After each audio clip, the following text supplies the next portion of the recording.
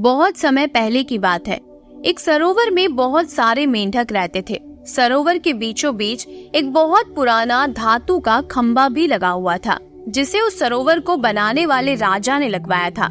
खंभा काफी ऊंचा था और उसकी सतह भी बिल्कुल चिकनी थी। एक दिन मेंढकों के दिमाग में आया, क्यों ना एक रेस करवाई जाए। रेस में भाग लेने वाले प्रतियोगियों को खंभे पर चढ़ना होगा और जो सबसे पहले ऊपर पहुंच जाएगा वो विजेता माना जाएगा। रेस का दिन आ पहुंचा। चारों तरफ बहुत भीड़ थी। आसपास के इलाकों से भी कई मेंढक इस रेस में हिस्सा लेने पहुंचे। माहौल में सरगर्मी थी, हर तरफ शोर ही शोर था। रेस शुरू हुई, लेकिन खंबे को देखकर भीड़ में एकत्र हुए किसी भी मेंढक को ये यकीन नहीं हुआ कि कोई भी मेंढक ऊपर तक पहुंच पाएगा। हर तरफ यही सुनाई देता, अरे ये बहुत कठिन है, वो कभी भी ये रेस पूरी नहीं कर पाएंगे। सफलता का तो कोई सवाल ही नहीं, इतने चिकने खंबे पर चढ़ा ही नहीं जा सकता। और यही हो भी रहा था। जो भी मेंढक कोशिश करता वो थोड़ा ऊपर जाकर नीचे गिर जाता। कई मेंढक 2-3 बार गिरने के बावजूद अपने प्रयास में लगे हुए थे, पर भीड़ तो अभी भी चिल्लाए जा रही थी, ये नहीं हो सकता, असंभव। और वो उत्साहित मेंढक भी ये सुन कर हताश हो गए और अपना प्रयास छोड़ने लगे। लेकिन उन्हीं मेंढकों के बीच एक छोटा सा मेंढक था, जो बार बार गिरने पर भी उसी जोश के साथ ऊपर चढ़ने में लगा हुआ था।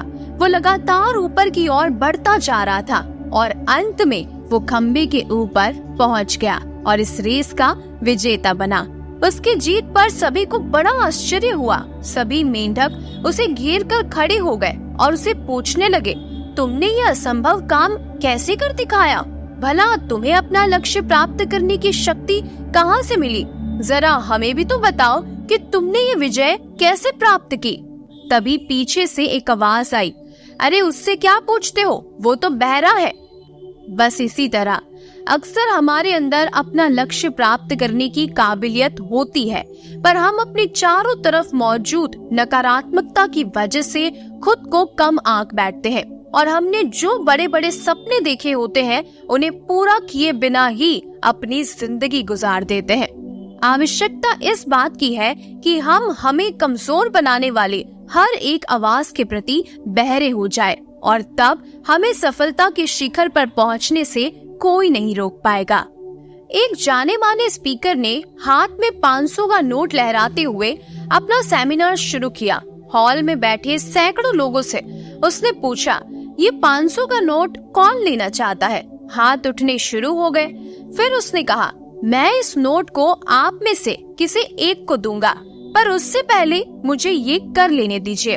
और उसने नोट को अपनी मुट्ठी में कुचलना शुरू कर दिया और फिर उसने पूछा, कौन है जो अब भी ये नोट लेना चाहता है? अभी भी लोगों के हाथ उठने शुरू हो गए। अच्छा, उसने कहा, अगर मैं ये कर दूं तो? और उसने नोट को नीचे गिराकर पैरों से कुचलना शुरू कर दिया। उसने नोट उठाया, वो बिल्कुल गंदा हो गया था, पूरी तरह से मुड़ गया था, फटने की हालत में आ गया था। स्पीकर ने फिर से कहा, क्या अभी भी कोई है जो इसे लेना चाहता है? और एक बार फिर सभी के हाथ उठने शुरू हो गए। ठीक इसी तरह इस कहानी से हमें भी एक महत्वपूर्ण बात सीखने को मिलती है। स्पीकर ने कहा कि मैंने इस नोट के साथ इतना कुछ किया, पर फिर भी आप इसे लेना चाहते हैं। क्यों? क्योंकि ये सब कुछ होने के बावजूद नोट की कीमत घटी नहीं, उसका मूल्य अभी भी 500 रुपए ही है। इसी तरह जीवन में कई बार हम गिरते हैं, हारते हैं, हमारे लिए हुए निर्णय हमें मिट्टी में मिला देते हैं। हमें ऐसा लगने लगता है कि हमारी कोई कीमत ही नहीं है। लेकिन आपके साथ चाहे जो हुआ हो या भविष्य में चाहे जो हो जाए, आपका मूल्य कभी कम नहीं होता। आप स्पेशल हैं, इस बात को कभी मत भूलिए। बीते हुए कल की निराशा को आने वाले कल के सपनों को बर्बाद मत करने दीजिए। याद रखिए, आपके पास जो सबसे कीमती चीज है वो है आपका जीवन। जापान के एक छोटे से कस्बे में रहने वाले 10 साल के ओकायो को जूडो सीखने का बहुत शौक था। पर बचपन में हुई एक दुर्घटना में बायां हाथ कट जाने के कारण उसके माता पिता उसे जूडो सीखने की आज्ञा नहीं देते थे। पर अब वो बड़ा हो रहा था और उसकी जिद भी बढ़ती जा रही थी, इसीलिए माता पिता को झुकना ही पड़ा और वो ओकायो को नजदीकी शहर के एक मशहूर मार्शल आर्ट्स गुरु के यहाँ दाखिला दिलाने ले गए। गुरु ने जब ओकायो को देखा तो उन्हें अचरज हुआ कि बिना बाएं हाथ का ये लड़का भला जूडो क्यों सीखना चाहता है। उन्होंने पूछा, तुम्हारा तो बायां हाथ ही नहीं है, तो भला तुम और लड़कों का मुकाबला कैसे करोगे? ये बताना तो आपका काम है। ओकायो ने कहा, मैं तो बस इतना जानता हूँ कि मुझे सभी को हराना है और एक दिन खुद सेंसेई यानी मास्टर बनना है। गुरु उसकी सीखने की दृढ़ इच्छा शक्ति से काफी प्रभावित हुए और बोले, ठीक है, मैं तुम्हें सिखाऊंगा, लेकिन एक शर्त है, तुम मेरे हर एक निर्देश का पालन करोगे और उसमें दृढ़ विश्वास रखोगे। ओकायो ने सहमति में गुरु के समक्ष अपना सिर झुका दिया। गुरु ने एक साथ लगभग 50 छात्रों को जूडो सिखाना शुरू कर दिया। ओकायो भी अन्य लड़कों की तरह सीख रहा था, पर कुछ दिनों के बाद उसने ध्यान दिया कि गुरुजी अन्य लड़कों को अलग अलग दांव पेच सिखा रहे हैं, लेकिन वो अभी भी उसी एक किक का अभ्यास कर रहा है जो उसने शुरू में सीखा था। उससे रहा नहीं गया। उसने गुरु से पूछा, गुरुजी, आप अन्य लड़कों को नई नई चीजें सिखा रहे हैं, पर मैं अभी भी बस वही एक किक मारने का अभ्यास कर रहा हूँ, क्या मुझे और चीजें नहीं सीखनी चाहिए? गुरुजी बोले, तुम्हें बस इसी एक किक पर महारत हासिल करने की आवश्यकता है। और वो आगे बढ़ गए। ओकायो को विस्मय हुआ, पर उसे अपने गुरु में पूर्ण विश्वास था और वो फिर से अपने अभ्यास में जुट गया। समय बीतता गया और देखते ही देखते 2 साल गुजर गए, पर ओकायो उसे एक किक का अभ्यास कर रहा था। एक बार फिर ओकायो को चिंता होने लगी और उसने अपने गुरु से कहा, क्या अभी भी मैं बस यही करता रहूंगा और बाकी सभी नई तकनीकों में पारंगत होते रहेंगे? गुरुजी फिर बोले, तुम्हें मुझ में यकीन है ना, तो अपना अभ्यास जारी रखो। ओकायो ने गुरु की आज्ञा का पालन करते हुए बिना कोई प्रश्न पूछे अगले 6 साल तक उसी एक किक का अभ्यास जारी रखा। सभी को जूडो सीखते सीखते 8 साल हो चुके थे कि तभी एक दिन गुरुजी ने सभी शिष्यों को बुलाया और बोले, मुझे आपको जो ज्ञान देना था वो मैं दे चुका हूँ और अब गुरुकुल की परंपरा के अनुसार सबसे अच्छे शिष्य का चुनाव एक प्रतिस्पर्धा के माध्यम से किया जाएगा और जो भी इसमें विजय होगा वो शिष्य यहाँ का सेंसेई यानी मास्टर की उपाधि से सम्मानित किया जाएगा। अब प्रतिस्पर्धा आरंभ हुई। गुरुजी ओकायो को उसके पहले मैच में हिस्सा लेने के लिए आवाज देते हैं। ओकायो ने लड़ना शुरू किया और खुद को आश्चर्यचकित करते हुए उसने अपने पहले 2 मैच बड़ी आसानी से जीत लिए। तीसरा मैच थोड़ा कठिन था, लेकिन कुछ संघर्ष के बाद विरोधी ने कुछ क्षणों के लिए अपना ध्यान उस पर से हटा दिया। ओकायो को तो मानो इसी मौके का इंतजार था। उसने अपनी अचूक किक विरोधी के ऊपर जमा दी और मैच अपने नाम कर लिया। अभी भी अपनी सफलता से आश्चर्य में पड़े ओकायो ने फाइनल में अपनी जगह बना ली। इस बार विरोधी कई अधिक ताकतवर, अनुभवी और विशाल थे। उन्हें देखकर लगता था कि ओकायो उसके सामने 1 मिनट भी नहीं टिक पाएगा। मैच शुरू हुआ। विरोधी ओकायो पर भारी पड़ रहा था। रेफरी ने मैच रोककर विरोधी को विजेता घोषित करने का प्रस्ताव रखा, लेकिन तभी गुरुजी ने उसे रोकते हुए कहा, नहीं, मैच पूरा चलेगा। मैच फिर से शुरू हुआ।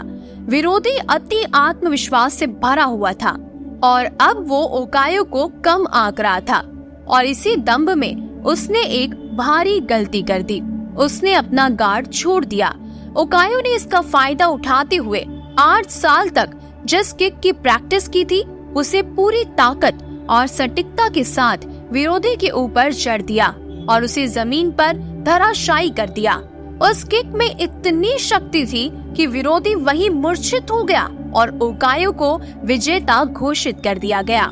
मैच जीतने के बाद ओकायो ने गुरु से पूछा, सेंसेई, भला मैंने ये प्रतियोगिता सिर्फ एक मूव सीखकर कैसे जीत ली? गुरुजी ने उत्तर दिया, तुम 2 वजहों से जीते हो। पहला, तुमने जूडो की एक सबसे कठिन किक पर अपनी इतनी मास्टरी कर ली कि शायद ही इस दुनिया में कोई और ये किक इतनी दक्षता से मार पाए। और दूसरा कि इस किक से बचने का एक ही उपाय है और वो है विरोधी के बाएं हाथ को पकड़कर उसे जमीन पर गिराना। ओकायो समझ चुका था कि आज उसकी सबसे बड़ी कमजोरी ही उसकी सबसे बड़ी ताकत बन चुकी है। अगर ओकायो चाहता तो अपने बाएं हाथ के ना होने का रोना रोकर एक अपाहिज की तरह जीवन बिता सकता था, लेकिन उसने इस वजह से कभी खुद को हीन नहीं महसूस होने दिया। उसमें अपने सपनों को साकार करने की दृढ़ इच्छा थी और यकीन मानिए, जिसके अंदर ये इच्छा होती है, भगवान उसकी मदद करने के लिए किसी न किसी को जरूर भेज देते हैं। ऐसे इंसान को जो उसकी सबसे बड़ी कमजोरी को ही उसकी सबसे बड़ी ताकत बनाकर उसके सपने साकार कर देता है। एक वृद्ध व्यक्ति अपने बहू बेटी के यहाँ शहर रहने गया। उम्र के इस पड़ाव पर वो बहुत ज्यादा कमजोर हो चुका था। उसके हाथ कांपते थे और दिखाई भी कम देता था। वो एक छोटे से घर में रहते थे। पूरा परिवार और उसका 4 वर्षीय पोता एक साथ डिनर टेबल पर खाना खाते थे, लेकिन वृद्ध होने के कारण उस व्यक्ति को खाने में बड़ी दिक्कत होती थी। कभी मटर के दाने उसकी चम्मच से निकलकर फर्श पर बिखर जाते, तो कभी हाथ से दूध छलककर मेज पर गिर जाता। बहू बेटे 1-2 दिन ये सब सहन करते रहे, पर अब उन्हें अपने पिता के इस काम से चिढ़ होने लगी थी। लड़के ने कहा, हमें इनका कुछ करना पड़ेगा। बहू ने भी हाँ में हाँ मिला दी और बोले, आखिर कब तक हम इनकी वजह से अपने खाने का मजाक किरकिरा करते रहेंगे और हम इस तरह चीजों का नुकसान होते हुए भी नहीं देख सकते। अगले दिन जब खाने का वक्त हुआ तो बेटे ने एक पुरानी मेज को कमरे के कोने में लगा दिया। अब बूढ़े पिता को वहीं अकेले बैठकर अपना भोजन करना था। यहाँ तक कि उनके खाने के बर्तनों की जगह एक लकड़ी का कटोरा दे दिया था, ताकि अब और बर्तन ना टूट फूट सके। बाकी लोग पहले की तरह ही आराम से बैठकर खाते और जब कभी कभार उस बुजुर्ग की तरफ देखते तो उनकी आंखों में आंसू दिखाई देते। ये देखकर भी बहू बेटे का मन नहीं पिघलता था। वो उनकी छोटी से छोटी गलतियों पर उन्हें ढेरों बातें सुना दिया करते थे। वहाँ बैठा बालक भी ये सब बड़े ध्यान से देखता रहता था और अपने में मस्त रहता था। एक रात खाने से पहले उस छोटे बालक को उसके माता पिता ने जमीन पर बैठकर कुछ करते हुए देखा। तभी उसके पिता ने पूछा, तुम क्या बना रहे हो? बच्चे ने मासूमियत के साथ उत्तर दिया, अरे मैं तो आप लोगों के लिए एक लकड़ी का कटोरा बना रहा हूँ, ताकि जब मैं बड़ा हो जाऊँ तो आप लोग इसमें खा सके। और वो फिर से अपने काम में लग गया। पर इस बात का उसके माता पिता पर बहुत गहरा असर हुआ। उनके मुंह से एक भी शब्द नहीं निकला और आंखों से आंसू बहने लगे। वो दोनों बिना बोले ही सब कुछ समझ चुके थे कि अब उन्हें क्या करना है। उस रात वो अपने बूढ़े पिता को वापस डिनर टेबल पर ले आए और फिर कभी उनके साथ अभद्र व्यवहार नहीं किया। हम अक्सर अपने बच्चों को मोरल वैल्यूज देने की बात करते हैं, पर हम ये भूल जाते हैं कि असल शिक्षा शब्दों में नहीं, हमारे कर्मों में छुपी होती है। अगर हम बच्चों को बस ये उपदेश देते रहे कि बड़ों का आदर करो, सबका सम्मान करो और खुद इसके उलट व्यवहार करे, तो बच्चा भी ऐसा ही करना सीखता है। इसीलिए कभी भी कोई ऐसा काम मत करिए जो आप नहीं चाहते कि आपकी संतान भी करे। एक बार एक किसान परमात्मा से बहुत नाराज हो गया। कभी बाढ़ आ जाए, कभी सूखा पड़ जाए, कभी धूप बहुत तेज हो जाए, तो कभी ओले पड़ जाए। हर बार कुछ न कुछ कारण से उसकी फसल खराब हो जाती थी। एक दिन बड़ा तंग आकर उसने परमात्मा से कहा, देखिए प्रभु, आप परमात्मा हैं, लेकिन लगता है आपको खेती बाड़ी की ज्यादा जानकारी नहीं है। एक प्रार्थना है कि एक साल मुझे मौका दीजिए, जैसा मैं चाहूँ वैसा मौसम हो, फिर आप देखना मैं कैसे अन्न के भंडार भर दूंगा। परमात्मा मुस्कुराए और कहा, ठीक है, जैसा तुम कहोगे वैसा ही मौसम दूंगा, मैं कोई दखलंदाजी नहीं करूंगा। किसान ने गेहूं की फसल बोई। जब धूप चाही तब धूप मिली, जब पानी तब पानी। तेज धूप, ओले, बाढ़, आंधी तो उसने आने ही नहीं दी। समय के साथ फसल बढ़ने लगी और किसान की खुशी भी, क्योंकि ऐसी फसल तो आज तक नहीं हुई थी। किसान ने मन ही मन सोचा, अब पता चलेगा परमात्मा को कि फसल कैसे करते हैं। बेकार ही इतने बरस हम किसानों को परेशान करते रहे। फसल काटने का समय भी आया। किसान बड़े गर्व से फसल काटने गया, लेकिन जैसे ही फसल काटने लगा एकदम से छाती पर हाथ रखकर बैठ गया, क्योंकि गेहूं की एक भी बाली के अंदर गेहूं नहीं था। सारी बालियां अंदर से खाली थी। बड़ा दुखी होकर उसने परमात्मा से कहा, हे प्रभु, ये क्या हुआ? तभी परमात्मा बोले, ये तो होना ही था। तुमने पौधों को संघर्ष का जरा सा भी मौका नहीं दिया, ना तेज धूप में उनको तपने दिया, ना आंधी ओलों से जूझने दिया। उनको किसी प्रकार की चुनौती का एहसास जरा भी नहीं होने दिया। इसीलिए सब पौधे खोखले रह गए।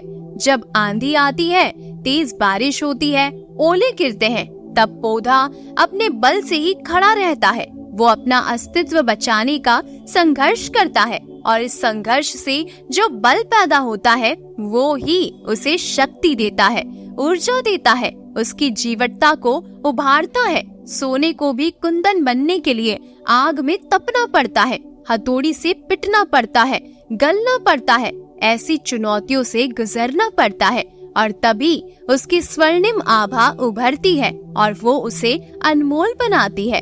इसी तरह जिंदगी में भी अगर संघर्ष ना हो, चुनौती ना हो, तो आदमी खोखला ही रह जाता है। उसके अंदर कोई गुण नहीं आ पाता।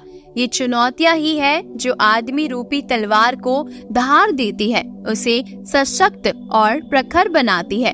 अगर प्रतिभाशाली बनना है तो चुनौतियां तो स्वीकार करनी ही पड़ेगी, अन्यथा हम खोखले ही रह जाएंगे। अगर जिंदगी में प्रखर बनना है, प्रतिभाशाली बनना है, तो संघर्ष और चुनौतियों का सामना डट कर करो। जिंदगी है तो संघर्ष है, तनाव है, काम का प्रेशर है, खुशी है, डर है, लेकिन अच्छी बात यह है कि ये सभी स्थायी नहीं है। समय रूपी नदी के प्रवाह में से सब प्रवाहमान है। कोई भी परिस्थिति, चाहे खुशी की हो या गम की, कभी स्थायी नहीं होती। समय के अविरल प्रवाह में विलीन हो जाती है। ऐसा अधिकतर होता है कि जीवन की यात्रा के दौरान हम अपने आप को कई बार दुख, तनाव, चिंता, डर, हताशा, निराशा, भय, रोग, इन सब के जाल में फंसा हुआ पाते हैं। हम तत्कालिक परिस्थितियों के इतने वशीभूत हो जाते हैं कि दूर दूर तक देखने पर भी हमें कोई प्रकाश की किरण मात्र भी दिखाई नहीं देती। दूर से चींटी की तरह महसूस होने वाली परेशानी हमारे नजदीक आते आते हाथी के जैसा रूप धारण कर लेती है, और हम उसकी विशालता और भयावहता के आगे समर्पण करके परिस्थितियों को अपने ऊपर हावी हो जाने देते हैं। वो परिस्थिति हमारे पूरे वजूद को हिला डालती है, हमें हताशा, निराशा के भंवर में उलझा जाती है। एक एक क्षण पहाड़ सा प्रतीत होने लगता है, और हम में से ज्यादातर लोग आशा की कोई किरण ना देख पाने के कारण हताश होकर परिस्थिति के आगे हथियार डाल देते हैं। अगर आप किसी अनजान निर्जन रेगिस्तान में फंस जाए तो उससे निकलने का एक ही उपाय है, बस चलते रहिए। अगर आप नदी के बीच जाकर हाथ पैर नहीं चलाएंगे तो निश्चित ही डूब जाएंगे। जीवन में कभी ऐसा क्षण भी आता है जब लगता है कि बस अब कुछ भी बाकी नहीं है। ऐसी परिस्थिति में अपने आत्मविश्वास और साहस के साथ सिर्फ डटे रहिए, क्योंकि हर चीज का हल होता है, आज नहीं तो कल होता है। चलिए इसी से जुड़ी मैं एक और कहानी आपको सुनाती हूँ।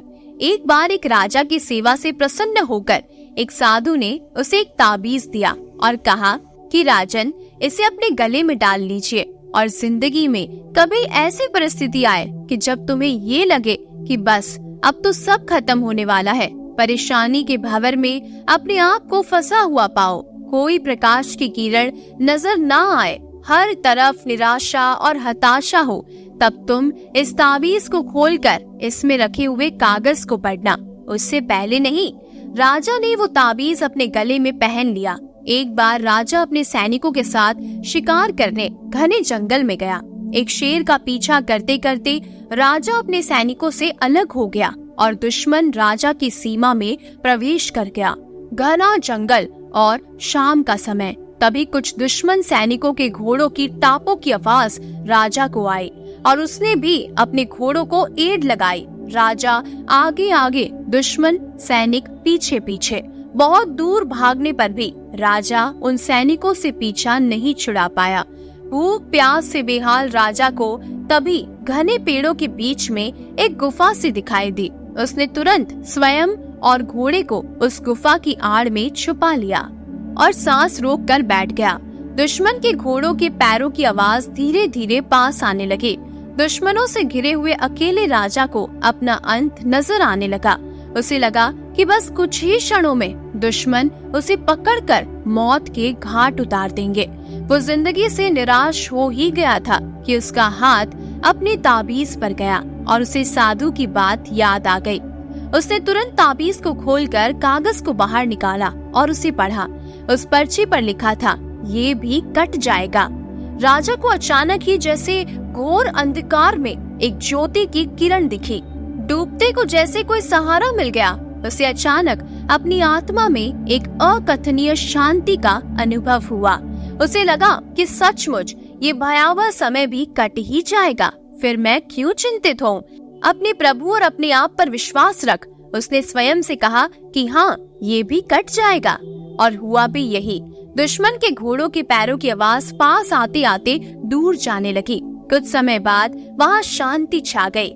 राजा रात में गुफा से निकला और किसी तरह अपने राज्य में वापस आ गया। ये कहानी सिर्फ किसी राजा की कहानी नहीं है, ये हम सब की कहानी है। हम सभी परिस्थिति, काम, तनाव के दबाव में इतने जकड़ जाते हैं कि हमें कुछ सूझता ही नहीं है। हमारा डर हम पर हावी होने लगता है। कोई रास्ता, कोई समाधान दूर दूर तक नजर ही नहीं आता। लगने लगता है कि बस अब सब खत्म है। लेकिन जब ऐसा हो तो 2 मिनट शांति से बैठिए, थोड़ी गहरी गहरी सांसें लीजिए, अपने भगवान को याद कीजिए और स्वयं से जोर से कहिए, ये भी कट जाएगा। आप देखना, एकदम से जादू सा महसूस होगा और आप उस परिस्थिति से उबरने की शक्ति अपने अंदर महसूस करेंगे। एक बार एक आदमी अपने छोटे से बालक के साथ एक घने जंगल से जा रहा था। तभी रास्ते में उस बालक को प्यास लगी और उसे पानी पिलाने उसका पिता उसे एक नदी पर ले गया। नदी पर पानी पीते पीते अचानक वो बालक पानी में गिर गया और डूबने से उसके प्राण निकल गए। वो आदमी बहुत दुखी हुआ। उसने सोचा कि इस घने जंगल में मैं अपने बालक की अंतिम क्रिया किस प्रकार करूं। तभी उसका रोना सुनकर एक गिद्ध, सियार और नदी से एक कछुआ वहां पर आ गए और उस आदमी से सहानुभूति व्यक्त करने लगे।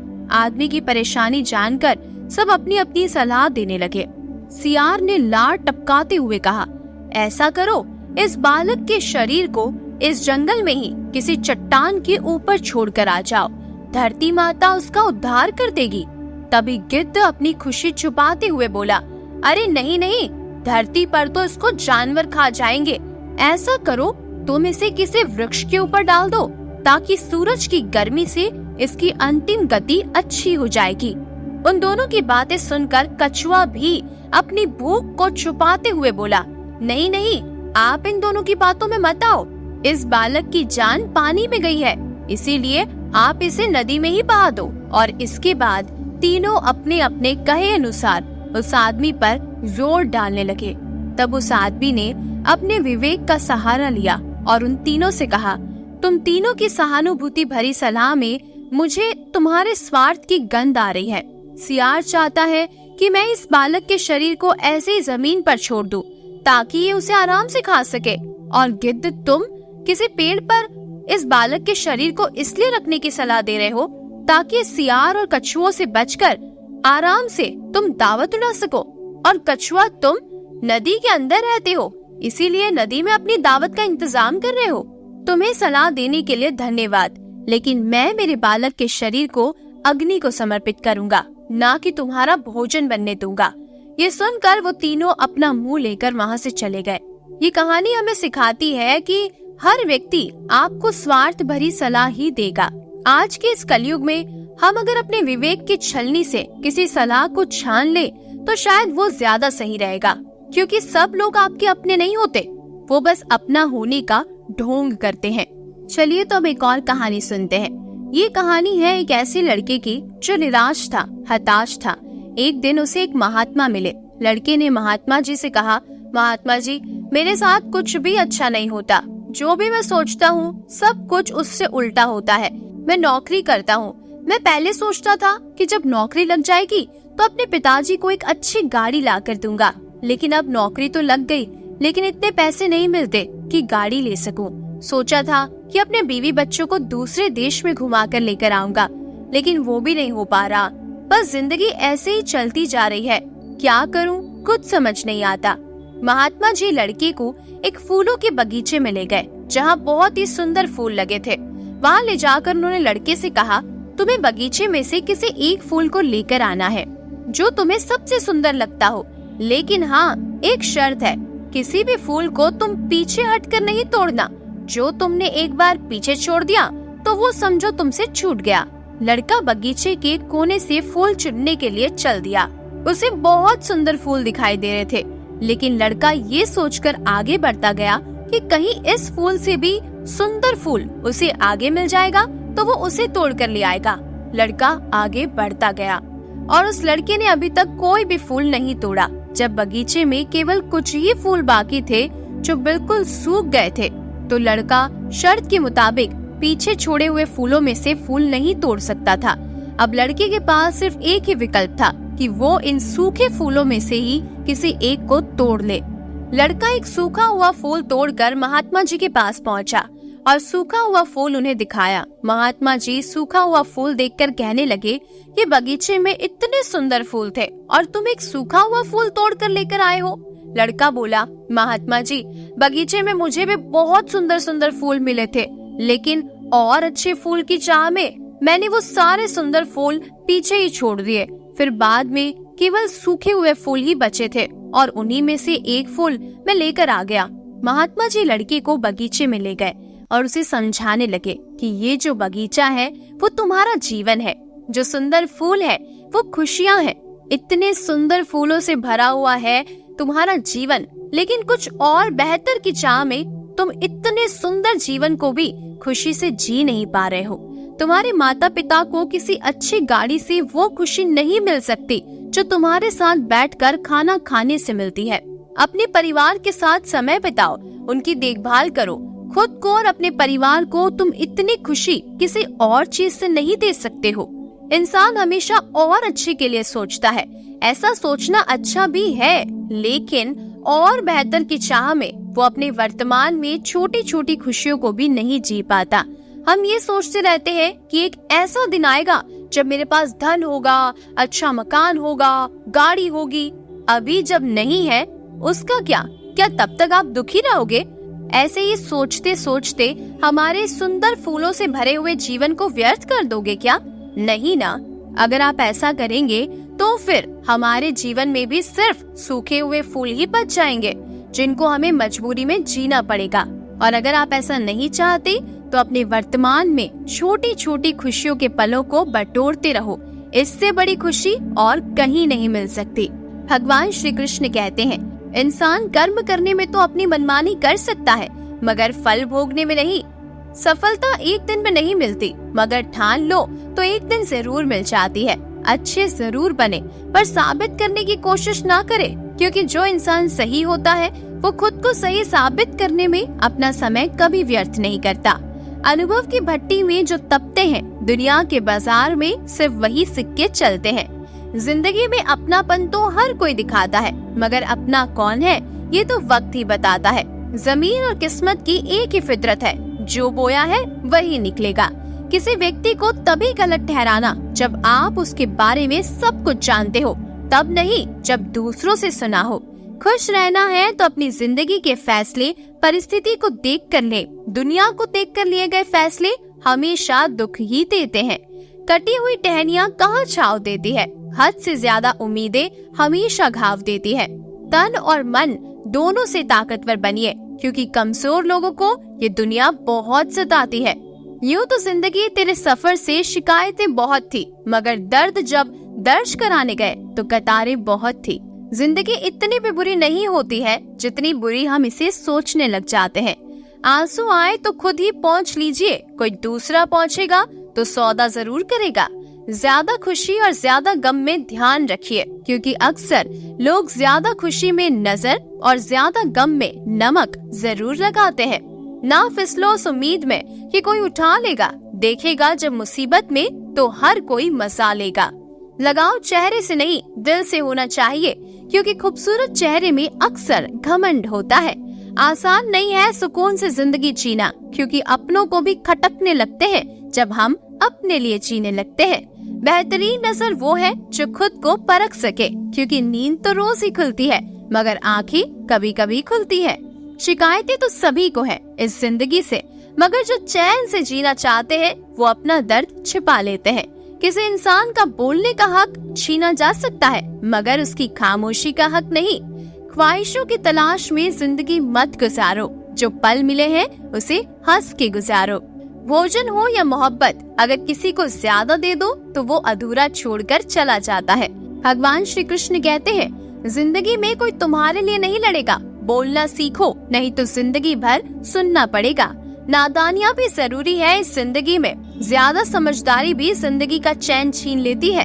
कहते हैं जब लोग आपका मुकाबला नहीं कर पाते तब लोग आपसे नफरत करने लग जाते हैं। जिस दिन आप अपनी सोच को बड़ा कर लेंगे उसी दिन से बड़े बड़े लोग आपके बारे में सोचना शुरू कर देंगे। पाना है सफलता जो तुम्हें, तो खुद को तुम आजाद करो। मत डरो किसी मुसीबत से, अपने हौसले को फौलाद करो। एक हारा हुआ इंसान हारने के बाद भी यदि स्माइल कर दे तो जीतने वाला अपनी जीत की खुशी को ही खो देता है।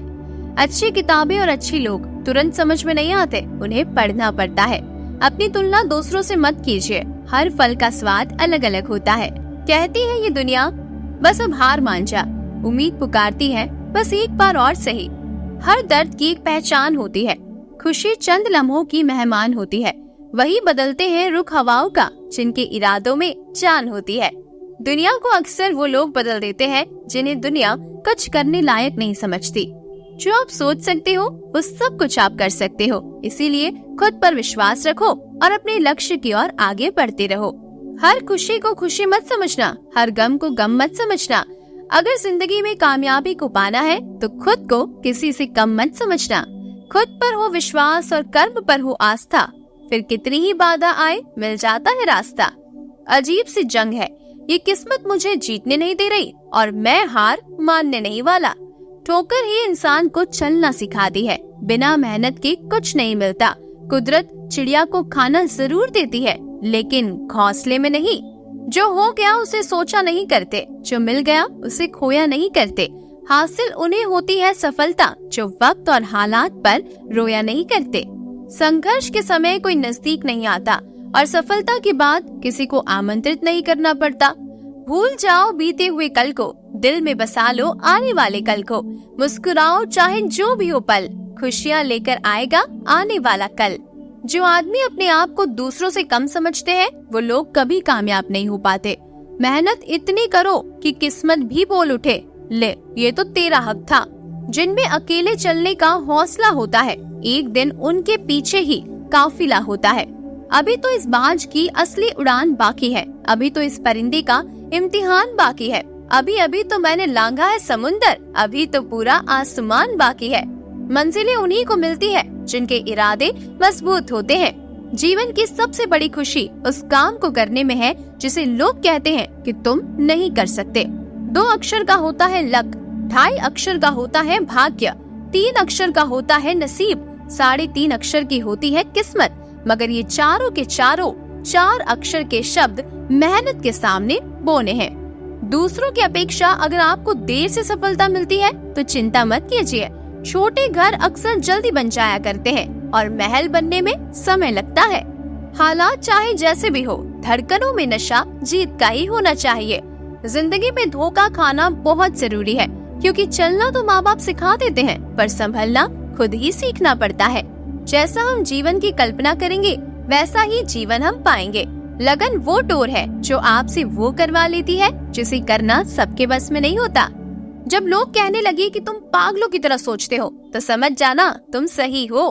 कभी भी हार को दिल पर मत लगाइए और हार कर घर पर मत बैठ जाइए, क्योंकि कभी कभी एक अच्छा खिलाड़ी भी 0 पर आउट हो जाता है। जहाँ दूसरों को समझना मुश्किल हो जाए वहाँ खुद को समझ लेना बेहतर होता है। उदाहरण देना बहुत आसान है लेकिन उदाहरण बनना बहुत मुश्किल है।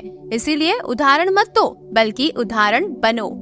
हौसलों के आगे कोई पर्दा नहीं होता, कड़े परिश्रम का कोई विकल्प नहीं होता। दिल में हो जज्बा कुछ कर दिखाने का, तो जलते हुए दिए को भी आंधियों का डर नहीं होता। हम भी दरिया हैं, हमें अपना हुनर मालूम है, जिस तरफ भी चल पड़ेंगे रास्ता हो जाएगा। बेशक हर दिन अच्छा नहीं होता, लेकिन हर दिन कुछ न कुछ अच्छा जरूर होता है। तो कोशिश तो कर, राह निकलेगी, आज नहीं तो कल निकलेगी। तू अर्जुन सा लक्ष्य साथ निशाना लगा, फिर एक दिन मरुस्थल में भी जल की धार निकलेगी। सब कुछ विचारों पर ही निर्भर होता है, जैसा इंसान सोचता है वैसा ही बन जाता है। बिस्तर से इतना प्यार भी मत कर कि मंजिल ख्वाब बनकर रह जाए। अगर ख्वाहिश है तुझे मनचाही चीज पाने की, तो फिर हिम्मत भी दिखा कुछ कर दिखाने की। जिंदगी से हम कुछ उधार नहीं लेते, कफन भी लेते हैं तो अपनी जिंदगी देकर। बीच रास्ते से लौटने का कोई फायदा नहीं है, क्योंकि लौटने पर आपको उतनी ही दूरी तय करनी पड़ेगी जितनी दूरी तय करने पर आप अपने लक्ष्य तक पहुंच सकते हैं। इस दुनिया में आपका परिचय केवल आपकी सफलता ही करवा सकती है। जब टूटने लगे हौसला तो ये याद रखना, बिना मेहनत के हासिल तक तो ताज नहीं होते। ढूंढ लेना अंधेरे में ही मंजिल अपनी, क्योंकि जुगनू कभी रोशनी के मोहताज नहीं होते। तूफान में कभी ताश का घर नहीं बनता, रोने से कभी बिगड़ा मुकद्दर नहीं संवरता। दुनिया को जीतने का हौसला रखो, एक बार हारने से कोई फकीर नहीं बनता और एक बार जीतने से कोई सिकंदर नहीं बनता। बुरे वक्त में कंधे पर रखा गया हाथ कामयाबी की तालियों से ज्यादा मूल्यवान होता है। लक्ष्य को पाने की चिंगारी रखो अपने सीने में, संघर्ष से मत डरो, तभी तो मजा है जीने में। उम्मीद है आज का वीडियो आपको जरूर पसंद आया होगा। आपने इन कहानियों से, इन प्रेरणादायक बातों से जरूर कुछ न कुछ सीखा होगा। अगर आपको वीडियो पसंद आया है तो वीडियो को लाइक और चैनल को सब्सक्राइब जरूर कीजिएगा। ऐसी ही ज्ञानवर्धक कहानियों को सुनने के लिए, प्रेरणादायक बातों को सुनने के लिए चैनल के साथ जुड़े रहिएगा। वीडियो को पूरा देखने के लिए आपका बहुत बहुत धन्यवाद।